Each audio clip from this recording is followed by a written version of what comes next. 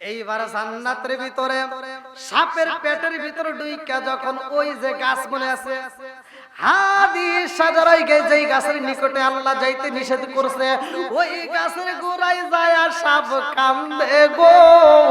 আর সাপের চোখ ভরা পানি, হাউ মাউ কইরা সাপ যখন কান্দে রে ভাই, সাপের কান্দন দেখে মা হাওয়া আলাইহিস সালামের ভিতরে মায়া লাগে গেছে। আল্লাহু আকবার। মা হাওয়া আলাইহিস সালাম ডাক দিয়া কয় সাপ, এই জান্নাতের ভিতরে কোনদিন তোমারে কাঁদতে দেখলাম না, আজকে কেন কান্দো? সাপের ভিতর দিকে ইবলিস শয়তান ডাক দিয়া কয় মা গো, ও মা, আমি তো আমার জন্য কান্দি না, আমি তোমার জন্য কান্দি। বলে আমার জন্য কেন কান্দো? বলে এজন্যই কান্দি, তোমাকে তো জান্নাতে রাখবে না। বলে কেন রাখবে না? বলে এই জান্নাত থেকে তোমাকে বের করে দেওয়া হইব। ও মা, আমি তোমার জন্য কান্দি রে মা। এই গাছের ফল কেন না খাইতে নিষেধ করছে তুমি জানোনি? বলে কেন? বলে এই গাছের ফল যদি খাইতে পারো রে মা, এই জান্নাত থেকে তোমারে কোনোদিন বের করবে না। হাওয়া আলাইহিস সালাম ডাক দিয়া কয় সাপ, এই ফল যদি আমি খাইতে পারি গো, তাইলে আমি জান্নাত থেকে যেহেতু বের হব না, আমি খাইতে রাজি। বলে তুমি একা খাইলে হবে না, আদম আলাইহিস সালাম রেও খাওয়াইতে হইব। ও খলিল, তুমি সন্তান পাইয়া তো খুশি হইছো, এত আনন্দ হইছো। ও খলিল, এই সন্তান এবং সন্তানের মারে এমন একটা নির্জন জায়গায় বনবাসে রাখতে হইব, যে এইখানে কোনো মানুষ নাই, যে এইখানে কোনো মানুষজন নাই, যে এইখানে বাজার নাই, যে এইখানে রাস্তাঘাট নাই, এমন একটা মানুষ শূন্য জায়গায় তোমার রাখতে হইব। ইব্রাহিম আলাইহিস সালাম আল্লাহর অনুমতি পাইয়া মা হাজেরাকে এবং ইসমাইল আলাইহিস সালামকে নিয়ে যায়। আল্লাহু আকবার। আরে ইসমাইল আলাইহিস সালাম ছোট্ট একটা শিশু বাচ্চা রে ভাই, কিতাবের ভিতরে উল্লেখ করা হয় ওই মুহূর্তে ইব্রাহিম আলাইহিস সালামের পিঠে একটা বালতি ছিল, পিঠে একটা চামড়ার ব্যাগ ছিল। মুফাসসির কেরামরা লেখে একজন বলে 13 লিটার, আরেকজন বলে 14 লিটার, আরেকজন বলে 21 লিটার, কেউ বলে 30 লিটার পানি ছিল। এই পানি ছিল আর কিছু খেজুর ছিল রে বন্ধু। এইবার ইব্রাহিম আলাইহিস সালামের আমার আল্লাহ ডাক দিয়া কয় খলিল, এই মা এবং ছেলের রাইকা তোমার দিনের কাজে যাইতে হবে। আল্লাহু আকবার। আরে মা এবং সন্তানের রাইকা ইব্রাহিম নবী যখন বের হইব, এইবার হাজেরা ডাক দিয়া কয় স্বামী গো, আমি জানি আমার আল্লাহর হুকুম পাইছেন, আপনি আমাদেরকে রাখবেন। ও স্বামী গো, আমরা কি খাবো এটারও প্রশ্ন করি না, আমরা কেমনে থাকবো এটাও বলতে চাই না। ও স্বামী গো, আমি শুধু বলতে চাই আমাদেরকে রাইখা আপনি যেই পথে যাবেন আল্লাহর সন্তুষ্টি অর্জন করার জন্য, ও স্বামী গো, আমার ইসমাইল রেখে আপনি দেখতে আসবেন নিয়ে। ইব্রাহিম নবী আগে দিয়া কয় হাজেরা রে, ও হাজেরা, আমার মালিকের অনুমতি পাইলে আসবো, নইলে আসতে পারবো না। মা এবং ছেলের রাইকা যখন চইলা যায়, একদিন পার হয়ে যায়, 2 দিন পার হয়ে যায়, সপ্তাহ যায়, 2 সপ্তাহ 3 সপ্তাহ চইলা যায়। এইবার তাকাতে তাকাতে পানি নাই রে ভাই, খেজুর যে কয়েকটা ছিল খেজুর শেষ হয়ে যায়, পানিও নাই, খাবারের মতো কোনো কিছু নাই।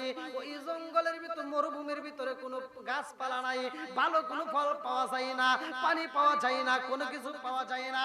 হাজেরা ক্ষুধার জ্বালাই কান্দে, ছোট্ট বাচ্চা ক্ষুধার জ্বালাই ছটফট করে গো।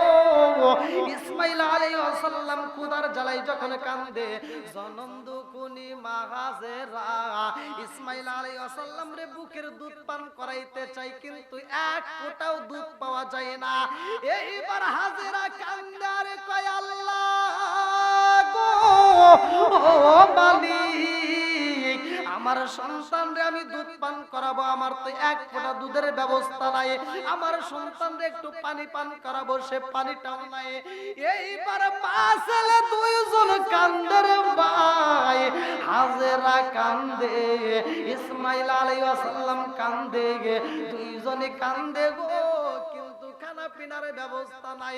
মা যদি খাইতে না পারে তাইলে তো দুধ দিতে পারে না।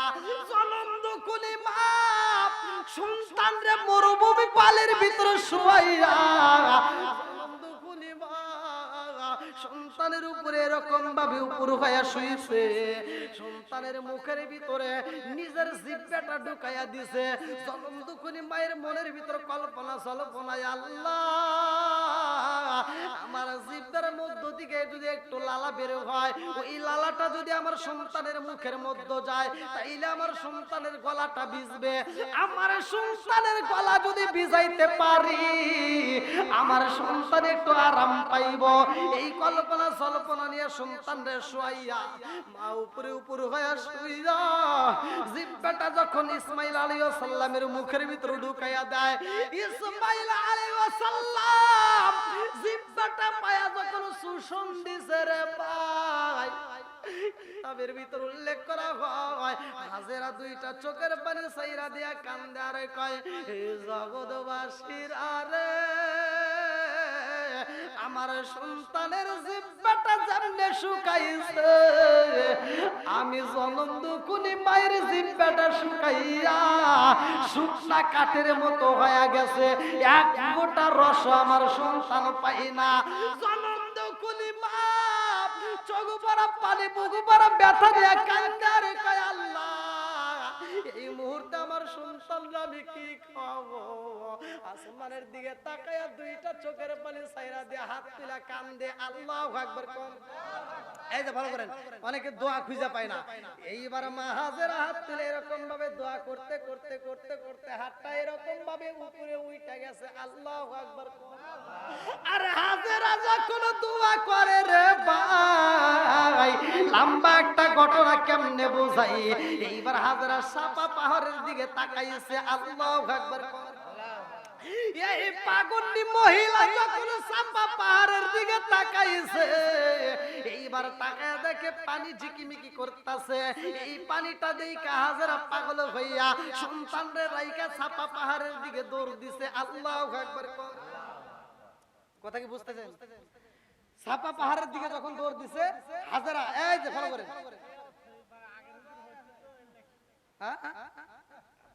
কষ্ট পেতেছেন?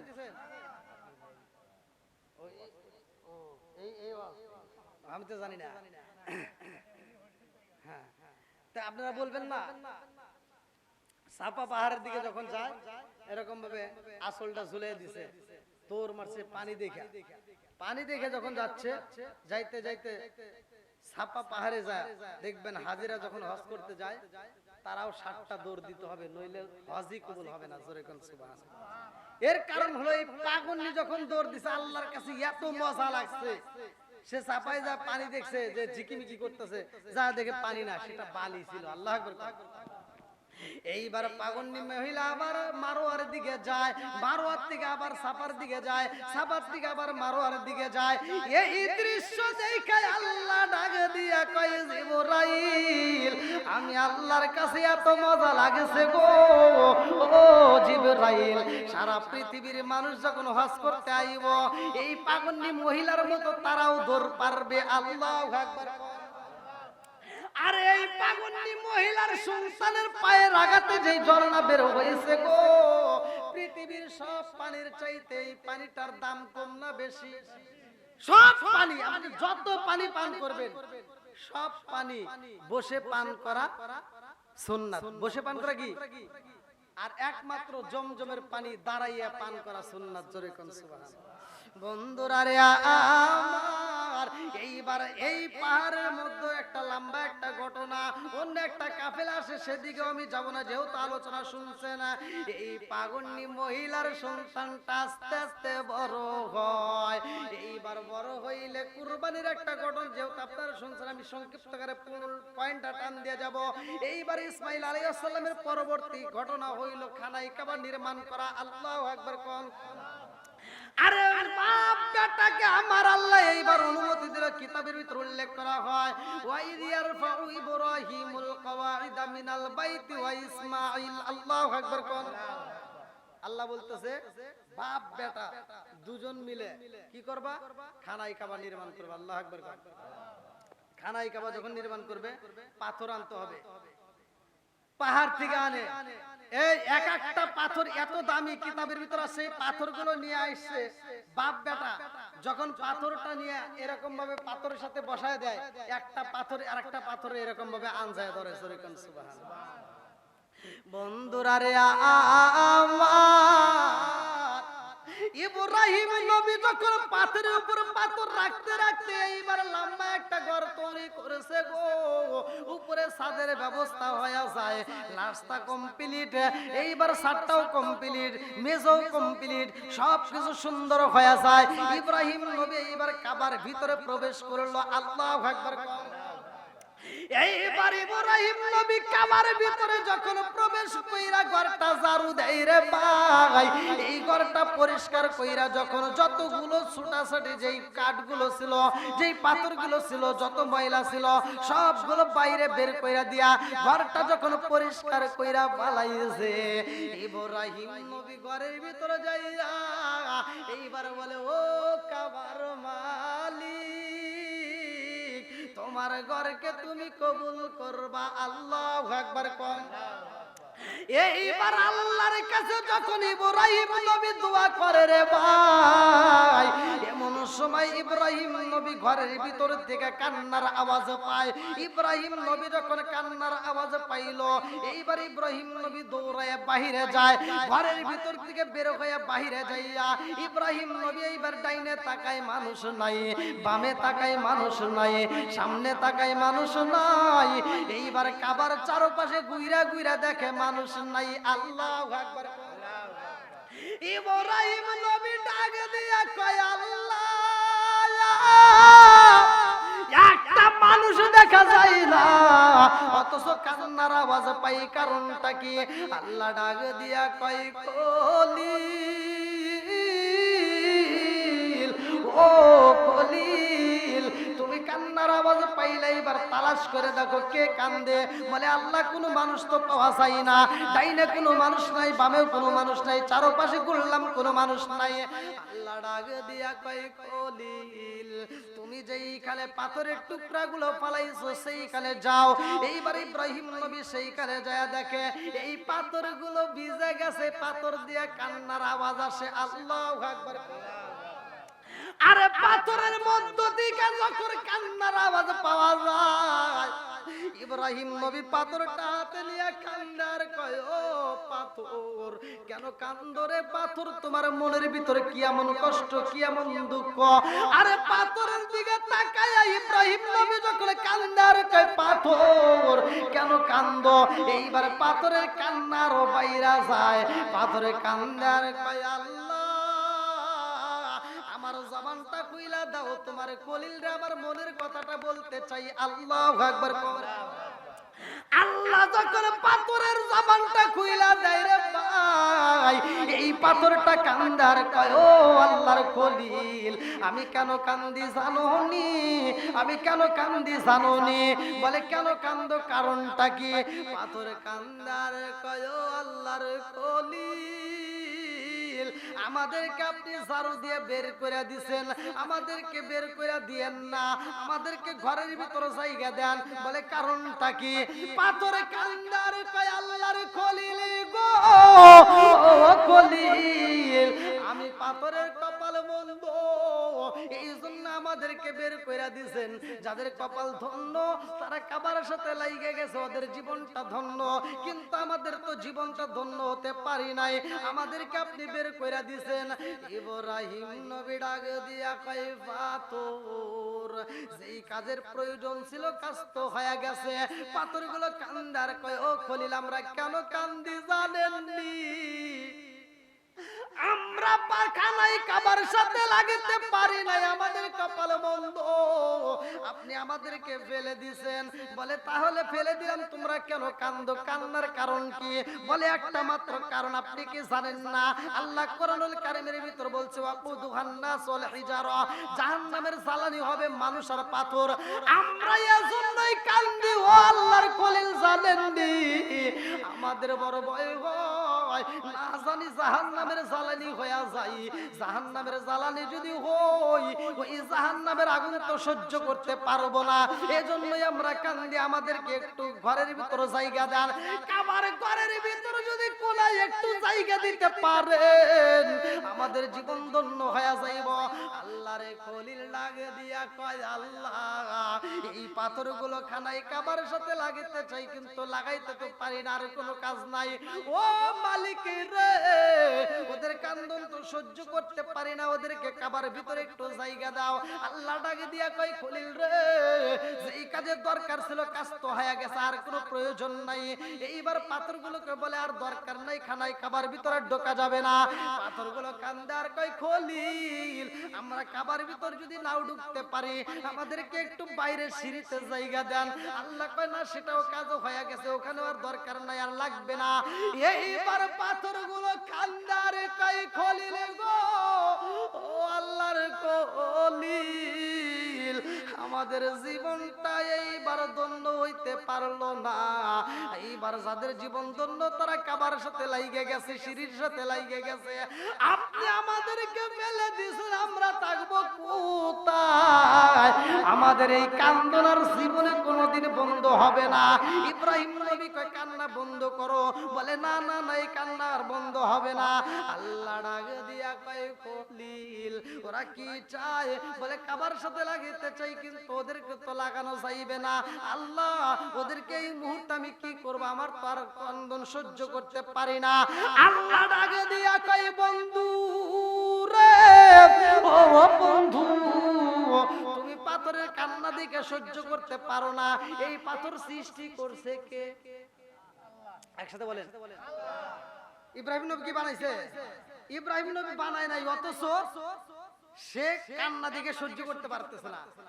আর যে বানাইছে তার ভিতর কেমন লাগে কি জানার দরকার আছে না? নাই? ভালো করে শুনুন। বাবার চাইতে মায়ের চাইতে কি কেউ বেশি ভালোবাসে? সম্ভব? এইবার ভালো করে শুনুন। ইব্রাহিম নবী ডাকে দিয়া কয়, আল্লাহ আর সহ্য করতে পারি না, এদের কান্দন সইতে পারি না। আল্লাহ ডাকে দিয়া কয়, খলিল রে, ও খলিল, এইবার তুমি কি করবা? তোমার যে রুমাল আছে, রুমালটা নিয়ে যাও। বলে আল্লাহর রুমাল দিয়া কি করব? আল্লাহ কয়, খলিল এই রুমালটা নিয়ে যায়, রুমালের ভিতর সব পাথরগুলো ভরবা। আল্লাহু আকবার। এইবার ইব্রাহিম নবী পাথরগুলো যখন রুমালের ভিতর বইরা বালাইছে, আল্লাহ ডাকে দিয়া কয়, খলিল রে, এই পাথরগুলো তাড়াতাড়ি নিয়ে যাও, তুমি অমুক পাহাড়ে, ওই পাহাড়ের চূড়ায় উঠবা, ওই পাহাড়ের উপরে উঠটা এই পাথরগুলো তুমি রুমালের মধ্য থেকে উপর দিকে ছিটকা দিবা, উপর দিকে ফালাইয়া দিবা, উপর দিকে ফিটকা দিবা। এইবার ইব্রাহিম নবী যখন পাথরগুলো উপরে দেয়, এই পাথরগুলো উপর দিকে ধীরে ধীরে আবার নিচের দিকে আসে। আল্লাহু আকবার। ইব্রাহিম নবী ডাকে দিয়া কয়, আল্লাহ গো, ও মালিক, খানাই কাবা সৃষ্টি করলা, এত সুন্দর করে খানাই কাবা বানাইলা।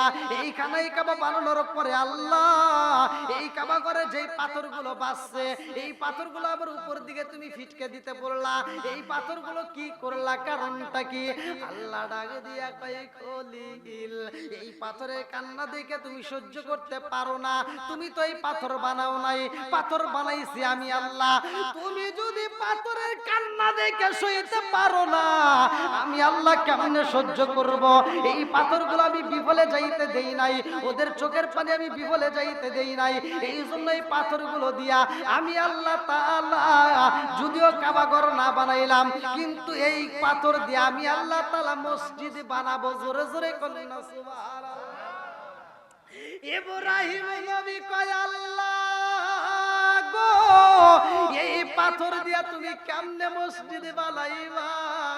আমারে বলছো উপর দিকে পালাইতে, আমি যখন উপর দিকে দিলাম এই পাথরগুলো তো আবার নিচের দিকে আইছে, কিছু পাথর পাহাড়ের উপরে পড়ছে, কিছু পাথর জঙ্গলে, কিছু পাথর পড়ছে পানির ভিতরে, কিছু পাথর পড়ছে সাগরে। কথা কোন ঠিক কিনা? আল্লাহ ডাক দিয়া কয় খলিল, এই পাথরগুলো যেইখানে পড়বে সেইখানে আমি আল্লাহ মসজিদ বানাবো। জোরে জোরে কোন না সুবহানাল্লাহ। এইবার ইব্রাহিম নবী ডাকে দিয়া কয় আল্লাহ, পাহাড়ের উপরে পড়লে কি হইব, জঙ্গলের ভিতর পড়লে কি হইব, যদি পানির ভিতর পড়ে সাগরের ভিতর কি হইব? আল্লাহ কয় পাহাড়ের উপরে পড়লে সেখানেও আমি আল্লাহ মসজিদে বানাবো, জঙ্গলের ভিতর পড়লে সেখানেও আমি আল্লাহ মসজিদে বানাবো, যদি সাগরের মধ্যে পইরা যায় ওইখানে আমি আল্লাহ মসজিদ। ওই সাগরের ভিতর পানির ভিতর ওই মসজিদ আবাদ করবে কে? আল্লাহ কয় এইখানে আমি আল্লাহ ফেরেশতা দিয়ে আবাদ করব। জোরে জোরে কোন না সুবহানাল্লাহ। এইবার যে মসজিদগুলো, যে পাথরগুলো নিশ্চয়ই এখানে একটা পড়ছে, কথা কোন না কে? আল্লাহর হুকুম ছাড়া কি হইছে? এখানে একটা পড়ছে বিদায় একটা মসজিদ হইছে। এবার খানায় কাবার দাম আছে না নাই? একসাথে বলেন। পৃথিবীর বুকে সবচাইতে দামি ঘর কাবা ঘর। কথা কোন ঠিক কিনা? তাহলে এই যে কাবা ঘরের পাথরগুলো এখানে পড়ার কারণে একটা মসজিদ পাইছেন, কাল কিয়ামতের দিন সবকিছু ধ্বংস হয়ে যাবে, মসজিদ কি হবে? মসজিদও হবে, কিন্তু এই মসজিদটা এরকম ভাবে ধ্বংস হবে না। এই মসজিদ একটা জায়গায় যাবে, তার মালিকের নিকটে, সেটা হলো কাবার সাথে অ্যাটাচ হয়ে যাবে। জোরে কোন সুবহানাল্লাহ। তাহলে আজকে যদি আমরা এই মসজিদকে নির্মাণ করি, মসজিদকে ভালোবাসি, কাবাকে নির্মাণ করা, কাবাকে ভালোবাসা, কথা কোন ঠিক কিনা? তা আমি চাই আপনারা এই ঘরটাকে নির্মাণ করার জন্য সবাই সহযোগিতা করবেন, দানের হাতটা বাড়ায় দিবেন। দেখেন পাথর, সে চোখের পানি ফালাইছে, পাথরের কান্না দেখে আল্লাহর ভিতর মায়া লাগছে, আর সেই চোখের পানি আল্লাহ বিফলে যাইতে দেয় নাই, ওরে দিয়ে কি করলো? মসজিদ বানাইছে। আজকে আমরা এই মসজিদকে যদি রক্ষণাবেক্ষণ করি, আমার এই দানটা, আপনার এই দানটা খানায় কাবার সাথে লাগবে। কথা কোন ঠিক কিনা? তাহলে এটার ওসিলায় আল্লাহ জীবনের গুনাহ মাফ করতে পারে কি পারে না? একসাথে বলেন, পারে কি পারে না? কারণ আমরা যতগুলো লোক আছে, আমরা যদি সবাই মিলে উদ্যোগ নেই, এরকম একটা মসজিদ আল্লাহ ঠেকা রাখবে না। যদি কোনো অভাব থাকে, আজকে দোয়া করব আল্লাহ গায়েবী খাজানাটা খুলে দিক, আমাদের মসজিদটাকে কবুল করুক। সবাই কোন আমিন। আরেকটু জোরে কোন আমিন। সারা বাংলাদেশের সব জায়গায় 3,80,000-এর ঊর্ধ্বে প্লাস মসজিদ তৈরি হয়ে গেছে। প্রত্যেকটা মসজিদ এখন সুন্দর, মসজিদ এখন প্রত্যেকটা জায়গায় সুন্দর। আমরা চাই আজকে আমাদের এই মসজিদটাকে আল্লাহ কবুল করুক। সবাই কোন আমিন। আপনারা কেউ কোন ব্যক্তি খুব দ্রুত গতিতে অল্প সময়ের মধ্যে আপনারা দান করবেন। এটা কি দিছে ভাই? 1000 টাকা দিছে হলো রাজীব। আল্লাহ তাকায় দেখবেন পশুগুলো যেমন ভালো হয়, মোটা সোটা, কালার ভালো, সর্বদিক দিয়ে মানে সেরা গরু কেনার জন্য চেষ্টা করবেন। আপনি যেই পশুটা জবাই করবেন, কুরবানি দিবেন, সেই পশুটা যেন হয় ভালো। অর্থাৎ অনেকে চিন্তা করে যে দাম কমের জন্য হয়তো এক পা ন্যাংরা বা পুরোপুরি এক পা ভর দিতে পারে না, অথবা লেজ কাটা, অথবা চোখ অন্ধ, অথবা শিং ভাঙ্গা, এরকম পশু দিয়ে কুরবানি দিবেন না। চেষ্টা করবেন আল্লাহর রাস্তায় যেহেতু আমরা কুরবানি করব, একটা ভালো পশু দেওয়ার জন্য চেষ্টা করব। এই আচ্ছা যাও, আপনারা এখন এটা কি প্রকাশ করা লাগবে? আমি যেহেতু আপনাদের কাছে প্রকাশ করে নিচ্ছি, কিন্তু আমারটা তো আর প্রকাশ করা ঠিক না। আপনি ওইভাবে সাহায্য হয়েছেন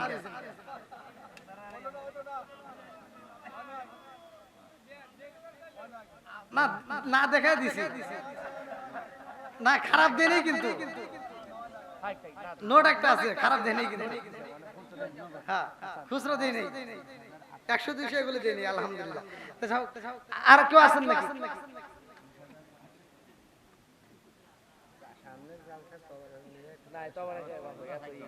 না, অনেক তুলছি আমাকে এমনি আমি দিয়ে কারণ ওইগুলো তুললি না, অনেক সময় মাহফিলের মেলা ফাঁকে থাকে, মেলা তারপর তো এখন আর তোলার দরকার নেই, অনেক তোলা হয়েছে, তাই না?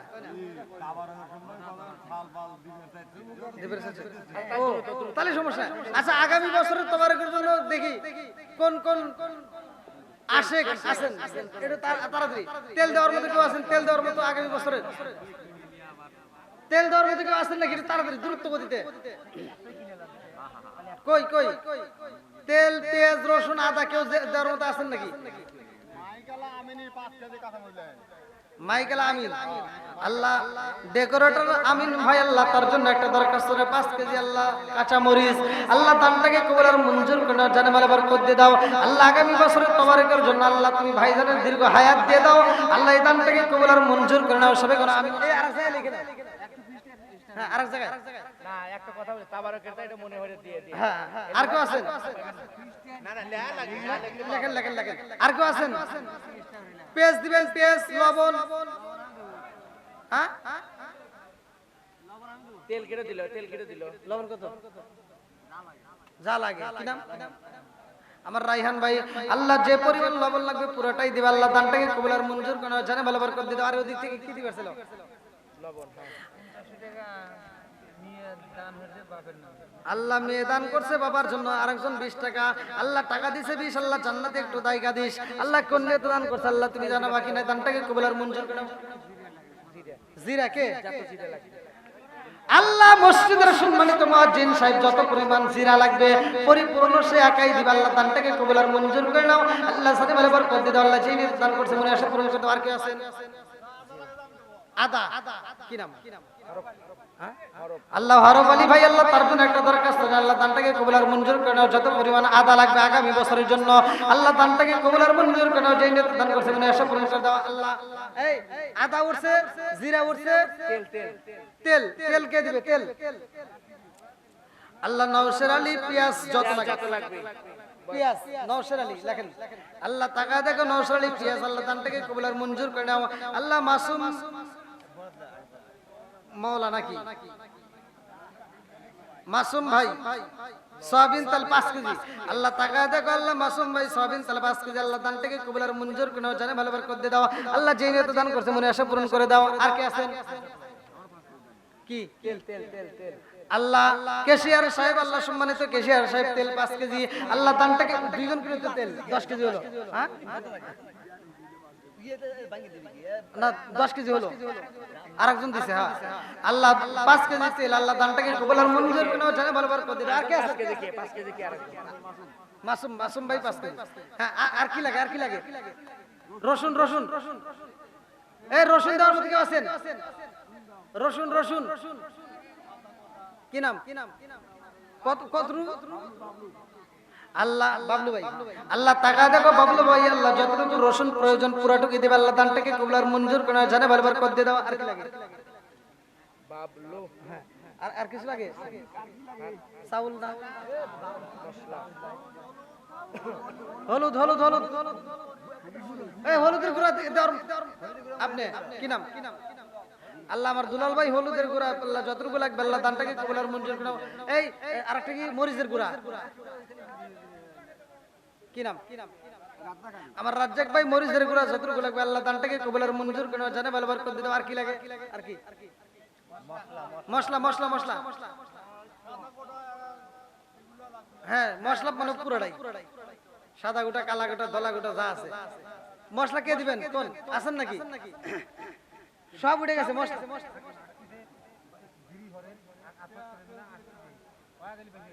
হ্যাঁ হ্যাঁ মশলা দেওয়ার মধ্যে কে আছেন মশলা মশলা মশলা ডাল ডাল একদম ডাল ডাউল আর মশলা কে আছেন দেখি হ্যাঁ 5 কেজি ডাউল কে দিবেন 5 কেজি ডাউল 20 জন মিলে একটা খাসি কো আছে দললি ভালো না আগে না ডাউল ডাউল আর কি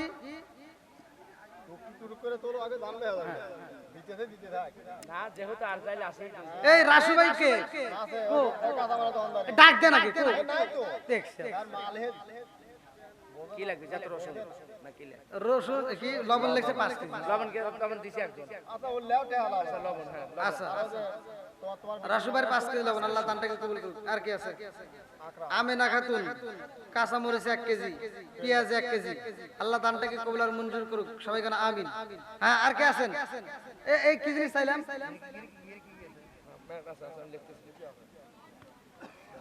রসুন তো উঠছে ডাবল ডাবল ডাবল হ্যাঁ আমার হাফিজুল ভাই 3 বস্তা এই লেখেন লেখেন সিমেন্টের ওখানে যান হাফিজুল 3 বস্তা লেখেন ওটা আগে লেখেন আল্লাহ হাফিজুল ভাই 3 বস্তা সিমেন্ট আল্লাহ দানটাকে কবুল আর মঞ্জুর করে নাও আল্লাহ সেই নিয়ত দান করছে মনে আশা পূরণ করে দাও আমার হাফিজুল ভাই 3 বস্তা সিমেন্টের উসিলা করিয়া আল্লাহ গো তার আত্মীয় স্বজন যারা কবরে আছে আল্লাহ কবরগুলো জান্নাতের বাগান বানায় দাও সবাই কোন আমিন আর কে আছেন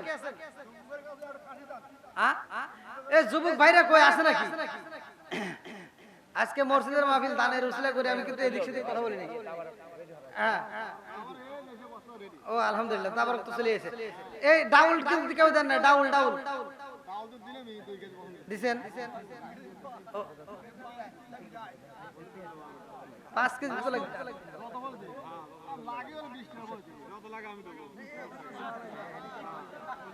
না হলদি দিছে ও পলিথিন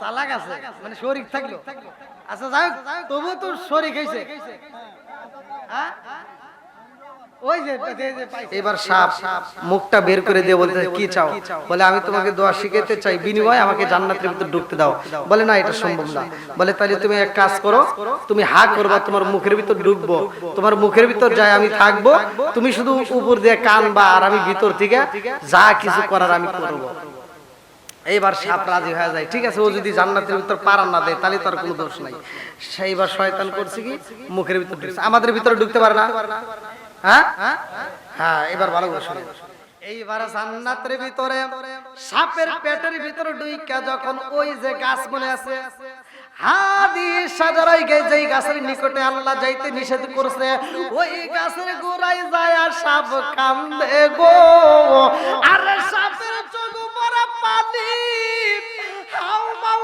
কইরা সাপ যখন কান্দে রে ভাই সাপের কান্দন দেখে মা হাওয়া আলাইহিস সাল্লামের ভিতরে মায়া লাইগে গেছে আল্লাহু আকবার মা হাওয়া আলাইহিস সাল্লাম ডাক দিয়া কই সাপ এই জান্নাতের ভিতরে কোনদিন তোমারে কাঁদতে দেখলাম না আজকে কেন কান্দো সাপের ভিতর দিকে ইবলিস শয়তান ডাক দিয়া কই মা গো ও মা আমি তো আমার জন্য কান্দি না আমি তোমার জন্য কান্দি বলে আমার জন্য কেন কান্দো বলে এজন্যই কান্দি তোমাকে তো জান্নাতে রাখবে না বলে কেন রাখবে না বলে এই জান্নাত থেকে তোমাকে বের করে দেওয়া হইব ও মা আমি তোমার জন্য কান্দি রে মা এই গাছের ফল কেন না খাইতে নিষেধ করছে তুমি জানোনি বলে কেন বলে এই গাছের ফল যদি খাইতে পারো রে মা এই জান্নাত থেকে তোমারে কোনোদিন বের করবে না হাওয়া আলাইহিস সাল্লাম ডাক দিয়া কইসা এই ফল যদি আমি খাইতে পারি গো তাইলে আমি জান্নাত থেকে যেহেতু বের হব আমি খাইতে রাজি বলে তুমি একা খাইলে হবে না আদম আলাইহিস সালাম রেও খাওয়াইতে হইব যখন মা হাওয়া আলাইহিস সালাম এই ফলটার রস একটু মুখের ভিতর নেয় আদম আলাইহিস সালামকে বুঝায় বুঝায় যখন দেয় রে ভাই লম্বা একটা ঘটনা সংক্ষিপ্ত করে বইলা যায় এইবার মা হাওয়া আলাইহিস সালাম যখন একটা ডোক গিলা পালাইছে আদম নবীর মুখের ভিতর যখন ফলটা দেওয়া হয় আদম নবীর মনে পইরা যায় এটা খাওয়া যাবে না সাথে সাথে এইবার গলার ভিতর একটা চাপ মাইরা দেয় এইবার গলার ভিতর চাপটা দেওয়ার কারণে মহিলাদের কণ্ঠ একরকম আর পুরুষের কণ্ঠ আরেক রকম কথা কোন ঠিক কিনা এইবার জান্নাতের ভিতরে আর পোশাকে থাকে না রে ভাই আদম নবীর পোশাক খুইলা যায় মা হাওয়া আলাইহিস সালামের পোশাক খুইলা যায় জান্নাতের মধ্য থেকে পাতা নেওয়া হয় মহিলাদের যখন মারা যায় মহিলাদের মাসিকের একটা ব্যাপার আছে আমি এখন বলবো না এই ঘটনার মধ্যেই পাওয়া যায় আমি এখন লম্বা সময় নেব না অল্প সময়ের মধ্যে বোঝাইতে চাই মা বোনেরা যখন মইরা যায় তাদের ওই মুহূর্তে কি করায় কাফনের কাপড় দেওয়া হয় 5টা মহিলাদের দেওয়া হয় 5টা পুরুষদের দেওয়া হয় 3টা এই যে পাতাগুলো নিচে এই ঘটনার থেকে আসছে লম্বা একটা ঘটনা হাওয়া আলাইহিস সালাম এবং আদম আলাইহিস সালামকে দুনিয়াতে পাঠায়া দেওয়া হয় তাদের যেই সন্তানগুলো জন্ম হয় যেই সন্তানের মাধ্যমে কুরবানির ঘটনা আসছে ভালো করে শুনে নাও এইবার বড় সন্তান এবং দ্বিতীয় সন্তান বড় সন্তানের একটা জোড়া দ্বিতীয় সন্তানের একটা জোড়া তখনকার সময় নিয়ম ছিল একই জোড়া মেয়ের সাথে বিয়ে দেওয়া যাবে না। যদি আগের জোড়ার সন্তান দ্বিতীয় জোড়ার মেয়ের সাথে বিয়ে, দ্বিতীয় জোড়ার সন্তান আগের জোড়ার মেয়ের সাথে বিয়ে, এটা ছিল তখনকার সিস্টেম, তখনকার নিয়ম। কারণ মানুষ বৃদ্ধি করতে হবে, কথা কি বুঝতেছেন? এটা যখন নিয়ম করে দিছে হাবিল কাবিলের ঘটনা, পৃথিবীর বুকে সর্বপ্রথমে মানুষ খুন হয় এই মেয়েদেরকে নিয়ে। এখনো এই বেজাল আছে না নাই? কথা কন, আছে না নাই? প্রথম পৃথিবীর বুকে সর্বপ্রথম মানুষ খুন হয়, আর এখন কিয়ামতের আগ পর্যন্ত যত মানুষ খুন হবে তার একটা গুনার ভাগ আদম নবীর এই সন্তান পাবে। কথা কি বুঝতেছেন? লম্বা একটা ঘটনা। তো এই যে দুইটা সন্তানের মধ্যে যখন দ্বন্দ্ব লেগে যায়, হাবিল এবং কাবিলের ঘটনার ভিতরে উল্লেখ করা হয়, আমি আজকেও নিজে পড়ছি, কুরবানির ঘটনার ভিতরে আছে সর্বপ্রথম কুরবানি। কিন্তু এটা তে বড় সন্তান বলতেছে আমি আমার জোড়াকে আমি ছাড়তে পারবো না, তার সন্তানের জোড়ার সাথে ছিল আকলিমা, আকলিমাকে কাবিল ছাড়বে না। কিন্তু হাবিল বলতেছে না, আল্লাহর পক্ষ থেকে যেটা সিদ্ধান্ত হয় ওইটাই মানতে চাই। জোরে কোন সুবহানাল্লাহ। যখন মানে না, আদম নবী বুঝাই কাম হয় না, হাওয়া আলাইহিস সালাম বুঝাই কাম হয় না, যখন কেউ মানতেছে না, এবার আল্লাহ তাআলা নির্দেশ দিলেন যাও তোমরা কুরবানি করো। কি করো? কুরবানি। একটু আস্তে দেন। এবার কুরবানিটা যার কবুল হবে সেই আকলিমাকে বিয়ে করবে। জোরে কোন সুবহানাল্লাহ। নিয়ম ভালো করে শুনে নেন। এবার কুরবানিটা করবে যার কুরবানি কবুল হবে। ওখানকার সময় কুরবানিটা ছিল কি, যারা কুরবানি করব এই কুরবানির পশু হোক, গম হোক, যে যেটাই হোক, মানে যে যেটা আবাদ করছে, যার যেটা ব্যবসার ভিতর ছিল অর্থাৎ কর্মের ভিতর ছিল সেইটাই তারা পাহাড়ের চূড়ার উপর রেখে আসবে, যারটা পুড়ে যাবে তার কুরবানি কবুল হবে এবং সেটি আকলিমারে বিয়ে করবে। জোরে কোন সুবহানাল্লাহ। এবার দুইজনে রাখে আসছে, দুইজনে রাখার পরে একজনেরটা কবুল হয় আর একজনেরটা হয় না। আদম নবী বলতেছে যারটা পুরছে সেটি বিয়ে করবে। এবার এক ভাই আর এক ভাইয়ের সাথে দ্বন্দ্ব, কিভাবে তাকে হত্যা করবে। বলতেছে আমি তোমাকে হত্যা করব। কোরআনুল কারীমের ভিতর আসছে, যখন বলতেছে আমি তোমাকে হত্যা করব, আর এক ভাই কান্দে আর কয় ভাই আমি তোমাকে হত্যা করব না, তুমি আমাকে হত্যা করতে পারো কিন্তু আমি তোমাকে হত্যা করতে পারবো না, কারণ আল্লাহ যেটা খুশি আমিও সেটাই খুশি। জোরে কোন সুবহানাল্লাহ। বন্ধুরা রে আমার, লম্বা একটা ঘটনা, এক ভাই আর এক ভাইকে হত্যা করে। এক ভাই আর এক ভাইকে যখন হত্যা করে শয়তানের ওয়াসওয়াসায় পইরা গো, এইবার এক ভাই আর এক ভাইয়ের লাশটা কান্দে কইরা নিয়ে রওনা দিছে। কোথায় যাব, কি করব, কিছুই তো জানি না। এই লাশটা আমি কোথায় রাখবো, কি করব, কোনো কিছুই তো তখন জানা নেই। মানুষ কেমনে মারতো এটাও তো জানে না। লম্বা একটা ঘটনা। এইবার লাশটা কোথায় রাখবে সেটাও বুঝতে পারে না। আমার আল্লাহ এক জোড়া কাক পাঠাইয়া দিছে গো। ওই কাকগুলো যখন আইছে দুনিয়ায়, একটা কাক আর একটা কাকের কবর দিব। লম্বা একটা ঘটনা। এইবার ওই কাকটা কি করলো, মাটিগুলো ঘুরে ঘুরে একটু দূরে সরাইয়া ওইখানে একটা গর্ত করে কাকটাকে ভিতরে শোয়াইয়া, আর একটা কাকটা এবার যায় যায় মাটিটা আবার উপর দিয়ে বিছাইয়া দেয়। একটা কাগজ যখন আর একটা কাকরে মাটি দেয়, এই দৃশ্য দেখে ভাই কান্দার কয় আল্লাহ আমি কি করলাম, কাকের মতো বুদ্ধিও তো আমার মাথায় নাই। একটা কাক আর একটা কাকরে কেমনে কবর দিল, আমার বাইরে কি করবো আমি এটাও তো জানি না। এই কাকের কাছ থেকে আমার শিখতে হইল। আরে এইবার ভাই হইয়া বাইরে যখন মাটি দিছে রে ভাই, আদম নবী এই ঘটনা শোনার পরে দুইটা চোখের পানি ছাইরা দিয়া কান্দে আর কয় আল্লাহ গো, আমার সন্তানটারে আমি হারাইলাম, একটা সন্তানরে আমি হারাইলাম আমার আর একটা সন্তানের কারণে। আমার মুরব্বী বাবাজিরা গো, আদম নবীর সময় কোরবানি একরকম, এইবার ইব্রাহিম নবীর সময় কোরবানি আরেক রকম। ইব্রাহিম নবীর সময় কোরবানিটা কেমন ছিল? মা বোনেরা, আজকে আমরা যারা কোরবানির সময় ঈদের দিন অনেকে দেখবেন আনন্দ করে, যেই গরুটা পুষবে মা বোনেরা যদি ওই গরুটা লালন পালন করে এবং যেই দিন জবাই করবেন কুরবানির দিন যখন বাড়ির থেকে নিয়ে যাবে, আর মা বোনেরা গেট দিয়ে হোক, বাড়ির থেকে হোক, দরজা দিয়ে হোক, জানালা দিয়ে হোক, যখন উকি মারে ওই গরুর দিকে তাকায় তাকায় মনটা বেজার করে চোখের পানি ছাড়ি দিয়ে কানবে, গরুর জন্য একটু আফসোস করবে, আল্লাহ তাআলা তার আমল নামায় কি পরিমাণ সওয়াব দিবে।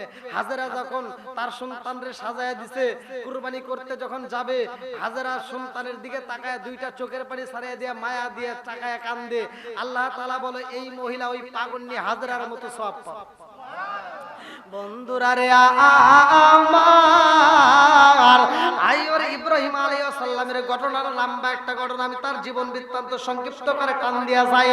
ইব্রাহিম নবীর প্রথম স্ত্রী যার নাম কিতাবের ভিতর উল্লেখ করা হয় সারা। এইবার সারার যখন সন্তানাদি হয় না, লম্বা একটা ঘটনা, এইবার তিনি আর একটা বিয়ার জন্য পরামর্শ করে। এইবার সারা বলে, স্বামী গো, আপনি আর একটা বিয়া করতে পারেন, কোনো সমস্যা নাই, আমি আপনার অনুমতি দিলাম। হাজেরাকে বিয়া করা হয় রে ভাই। এই হাজেরাটার কেমন ছিল ভালো করে শুনে নাও। বাদশা সাধুন ছিল ওই এলাকার সন্তান, ওই এলাকার মেয়ে ছিল বাজারে এই হাজেরা।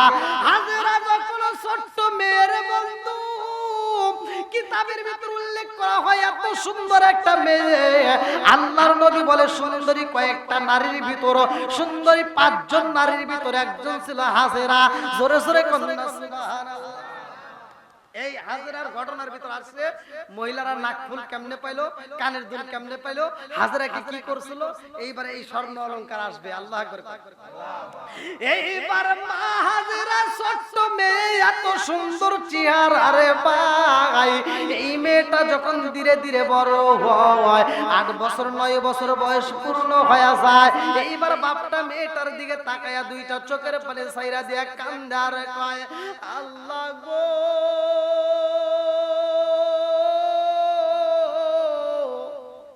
আমার এই ছোট্ট মেয়েটারে আমি কেমনে বাড়ির ভিতর রাখবো?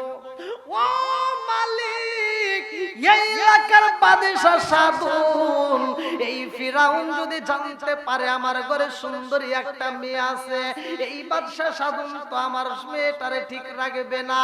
ও মালিক রে, এই রাজ্যের বাদশার হাত থেকে আমি কেমনে বাঁচাবো, আমার ভয় লাগে। মেয়েটার চিন্তা করতে করতে রে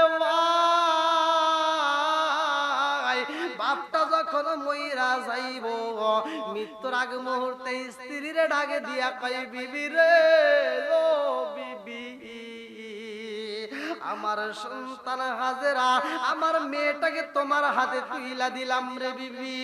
ও বিবি, আমার মেয়েটারে কষ্ট দিও না, আমার মেয়েটাকে আদর দিয়ে, যত্ন দিয়ে, ভালোবাসা দিয়ে বড় করবা।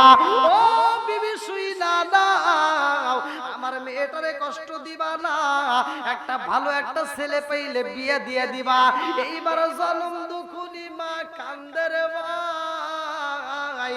হাজেরার বাপটা যখন মইরা যায়, ওই এলাকার ভিতর প্রতি বছরে একটা মেলা হয়, যেই অনুষ্ঠানের মধ্যে সব মানুষ পাগল পারা হয়ে চইলা যায়, মহিলারা যায়, পুরুষেরা যায়, বাদশা নিজে ওই মেলার ভিতর যায়।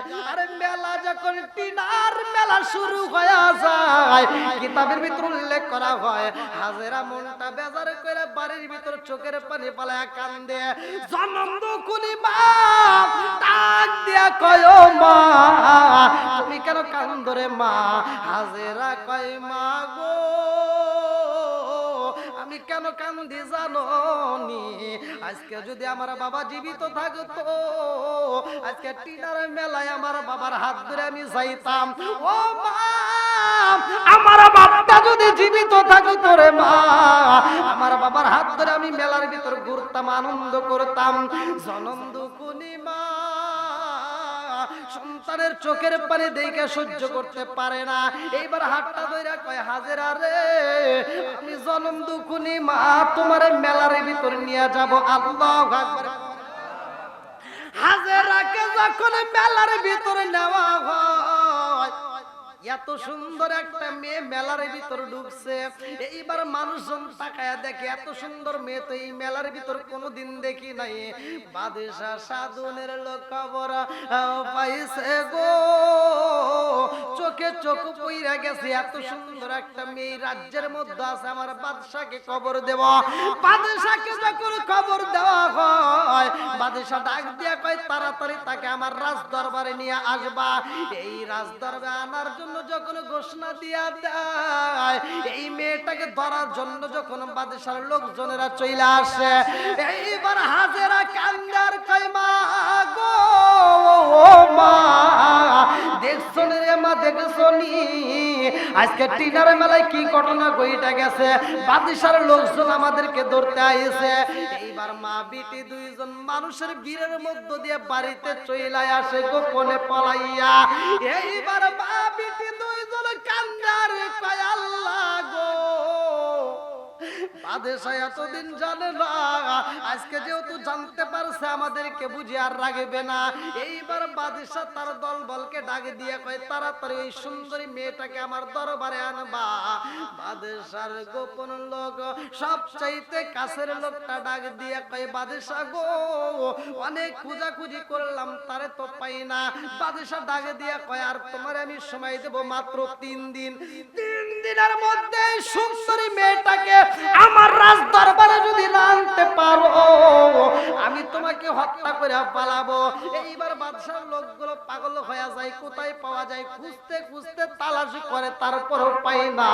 এইবার 3 দিন যখন পার হয়ে যায়, বাদশা যখন তাকে ফাঁসির কাস্টে নেয়, এইবার তার দলবলেরা ফাঁসির কাস্টে যাইয়া বাদশার 2টা পা ধরে কান্দার কয় বাদশা গো, আজকার মাত্র 1টা দিনের সময় দিবেন। পাহাড়ে থাকলে তারে বাই করব, জঙ্গলে থাকলে তারে বাই করব, পানির মধ্যে থাকলে তারে খুঁজে আমরা বের করব। এই সুন্দরী মেয়ে পৃথিবীর বুকে যেইখানে থাকে না কেন বাদশাহ, আমরা তারে তালাশ করে বের করে আনবো।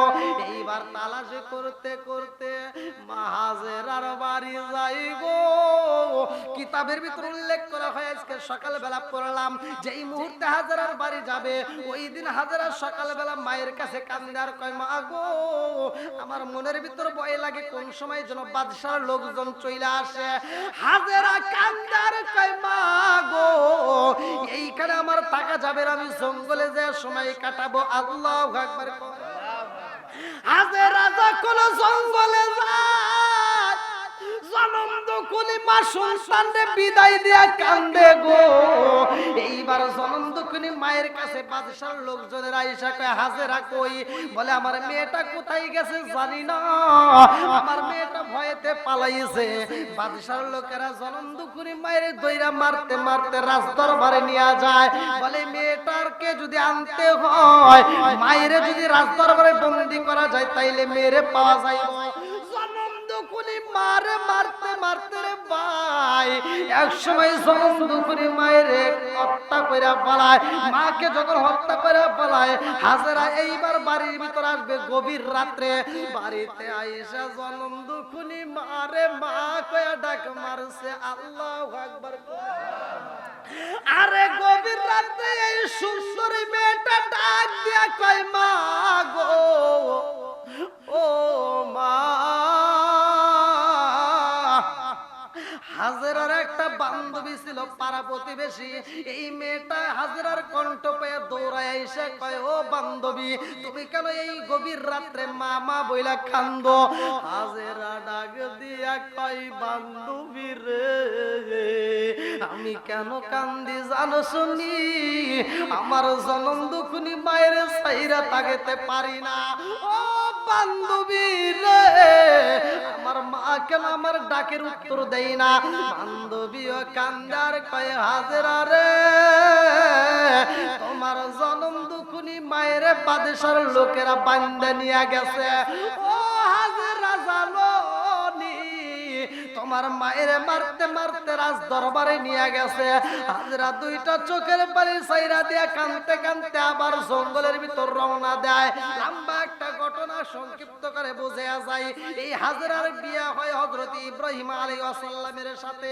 ইব্রাহিম আলাইহিস সালামের সাথে যখন রওনা দেয়, এই বাদশার লোকেরা যখন ধরতে চায়, রাজ দরবারে হাজির করবে, লম্বা একটা ঘটনা। ইব্রাহিম আলাইহিস সালাম পরিচয় দেয়, এটা আমার খালাতো বোন হয়। আল্লাহু আকবার। এইবার ইব্রাহিম আলাইহিস সালাম হাজরাকে যখন নিয়ে যায় রে ভাই, লম্বা একটা ঘটনা আমি সংক্ষিপ্ত করে মূল পয়েন্টটা বইলা যায়। হাজরার গর্ভে একটা সন্তান আসে রে ভাই। ইব্রাহিম আলাইহিস সালাম দোয়া করে, রব্বি হাবলি মিনাস সালিহিন। আল্লাহু আকবার। নেক সন্তানের জন্য দোয়া করছে, আল্লাহ তাআলা কবুল করছে। একটা নেক সন্তান আল্লাহ দান করছে, যার নাম হযরত ইসমাঈল আলাইহিস সালাম। আল্লাহু আকবার। এবার আল্লাহ ডাক দিয়া কয়